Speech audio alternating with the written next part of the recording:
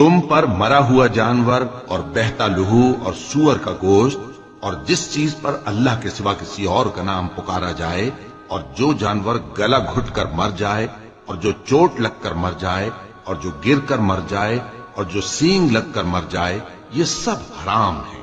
اور وہ جانور بھی جس کو درندے پھاڑ کھائیں مگر جس کو تم مرنے سے پہلے ذبح کر لو، اور وہ جانور بھی جو غیر اللہ کے آستانے پر ذبح کیا جائے، اور یہ بھی کہ پانسوں سے قسمت معلوم کرو، یہ سب گناہ کے کام ہیں۔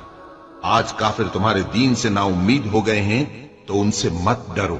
اور مجھی سے ڈرتے رہو۔ آج میں نے تمہارے لیے تمہارا دین کامل کر دیا ہے اور اپنی نعمتیں تم پر پوری کر دی اور تمہارے لیے اسلام کو بطور دین پسند کر لیا۔